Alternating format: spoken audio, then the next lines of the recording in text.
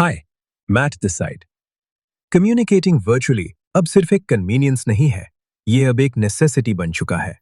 जैसे जैसे अधिक कंपनियां और क्लासरूम्स ऑनलाइन कम्युनिकेशन की ओर बढ़ रहे हैं, हम सभी ऐसी बेस्ट प्रैक्टिसेस से लाभ उठा सकते हैं जो हमारे आइडियाज को क्लियरली और कंसाइसली कम्युनिकेट करने में मदद करें। मेरा नाम मैट अब्राहम्स है और मैं स्ट्रेटेजिक कम्युनिकेशन पढ़ाता हूं Stanford graduate school of business में। और आपका स्वागत है think fast talk smart the podcast के एक क्विक थिंक्स एपिसोड में। मेरा मानना है कि ऑनलाइन कम्युनिकेटर्स के रूप में और अधिक इफेक्टिव और एंगेजिंग बनने के लिए हमें 4 मुख्य क्षेत्रों पर ध्यान देना चाहिए। तो चलिए शुरू करते हैं। सबसे पहला क्षेत्र उस चीज से जुड़ा है जिसे मैं वर्चुअल प्रेजेंटिंग हाइजीन कहता हूं। इसका संबंध आपके एनवायरनमेंट और टूल्स की सेटअप से है। सबसे पहले ये बहुत जरूरी है कि आप किसी क्वाइट प्लेस में हो और आपके पीछे न्यूट्रल बैकग्राउंड हो। अपने लाइटिंग के बारे में भी थॉटफुल रहें।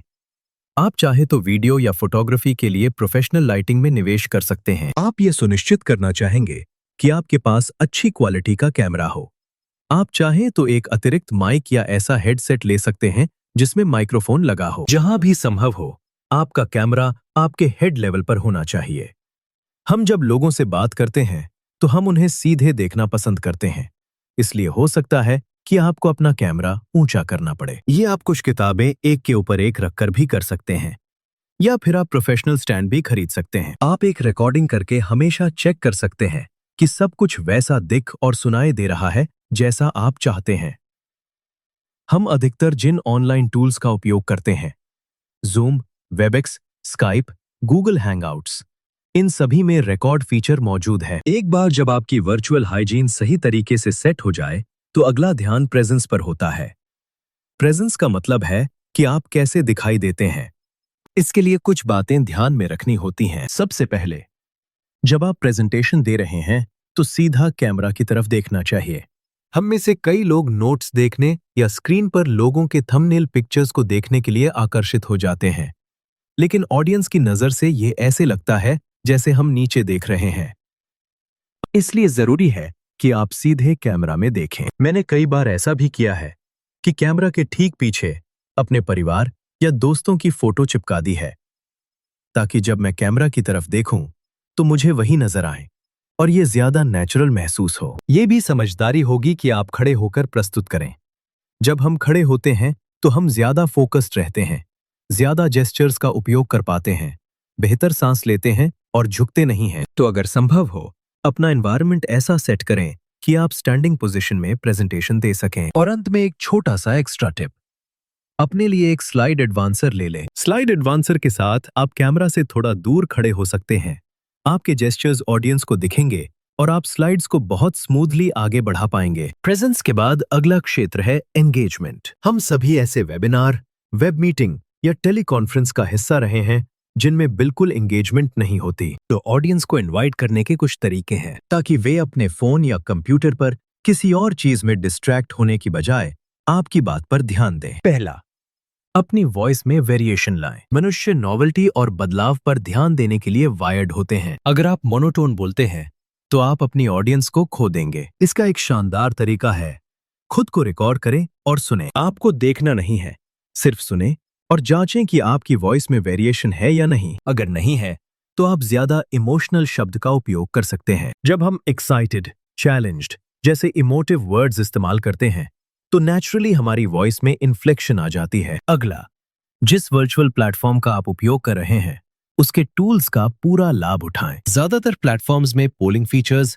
Chat features, hand raise options या ऐसा फीडबैक सिस्टम होता है जिससे लोग बता सके कि आप फास्ट बोल रहे हैं या स्लो। आप चैट के जरिए लोगों को एक्सटर्नल डॉक्यूमेंट भी भेज सकते हैं, जैसे गूगल डॉक या किसी शेयर्ड डॉक पर, जहां वे कुछ काम कर सकें और आप रियल टाइम में देख सकें कि वे उसे कर रहे हैं। ये सभी को एंगेज्ड रखने का एक बेहतरीन तरीका है। और अंत में, लोगों को वीडियो ऑन करने के लिए इनवाइट करें जब आप प्रस्तुत कर रहे हों। जब सभी एक दूसरे को देख सकते हैं तो हम ज्यादा ध्यान देते हैं। मनुष्य स्वभाव से दूसरों के चेहरों को देखने में रुचि रखते हैं, इसलिए अगर आप स्क्रीन पर लोगों के चेहरे देखते हैं तो उनके ध्यान में बने रहने की संभावना बढ़ जाती है। तो अब तक हमने बात की वर्चुअल हाइजीन, प्रेजेंस, एंगेजमेंट। अब बात करते हैं कि आप क्या कर सकते हैं अगर आप वेबिनार या वर्चुअल मीटिंग लीड कर रहे हैं। सबसे पहले, एक्सपेक्टेशंस सेट करें। और ये दो जगह किया जा सकता है। मेरा मानना है कि एक्सपेक्टेशंस सेट करने का सबसे अंडर यूटिलाइज तरीका है मीटिंग इनवाइट। मीटिंग इनवाइट में सिर्फ यूआरएल और समय मत लिखें। आप ऐसे रूल्स भी लिख सकते हैं जिनका पालन आप प्रतिभागियों से अपेक्षा करते हैं। उदाहरण के लिए, बोलने से पहले अपना नाम बताएं या इन क्वेश्चंस पर सोच कर आएं, ताकि मीटिंग या प्रेजेंटेशन शुरू होते ही आप सीधे एंगेजमेंट में जा सकें। इसलिए इनवाइट्स में मौजूद एक्सपेक्टेशन सेटिंग एबिलिटी का पूरा लाभ उठाएं। दूसरा, जब आप वर्चुअल कम्युनिकेशन में होते हैं और लोगों से इनपुट लेना चाहते हैं या डायलॉग शुरू करना चाहते हैं, तो कुछ बॉन्ड्स और एक्सपेक्टेशंस सेट करें। ये इसलिए जरूरी है क्योंकि टेक्नोलॉजी में बिल्ट इन डिलेज होते हैं और हम नहीं चाहते कि लोग एक दूसरे के ऊपर बोलने लगें। इसका एक तरीका है कि इनपुट को ज्यादा नैरो रूप में मांगा जाए इन पर्सन की तुलना में। उदाहरण, इन पर्सन मैं कह सकता हूं, अभी मैं इम्प्लीमेंटेशन प्लान पर आपके विचार सुनना चाहूंगा। लेकिन वर्चुअल सेटिंग में मैं कह सकता हूं, अभी मैं इम्प्लीमेंटेशन प्लान की कॉस्ट पर सवाल लेना चाहूंगा। और उन सवालों के आने के बाद आप कह सकते हैं, अब मैं इम्प्लीमेंटेशन टाइमलाइन पर सवाल लेना चाहूंगा। इस तरह इनपुट को नैरो सेगमेंट्स में बांटकर कम लोगों के एक दूसरे के ऊपर बोलने की संभावना रहती है।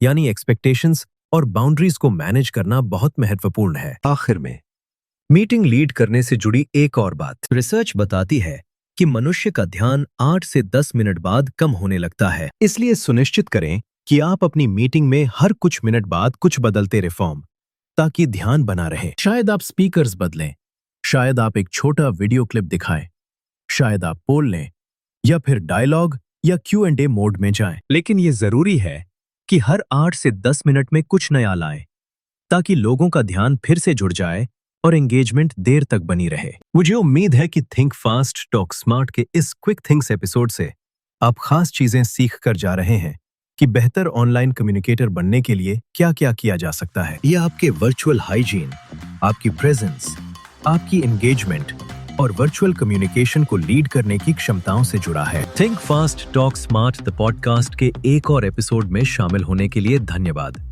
जिसे Stanford universities graduate school of business द्वारा प्रोड्यूस किया गया है। अधिक जानकारी और एपिसोड्स के लिए gsp.stanford.edu पर जाएं या जहां भी आप पॉडकास्ट सुनते हैं वहां हमारे शो को सब्सक्राइब करें।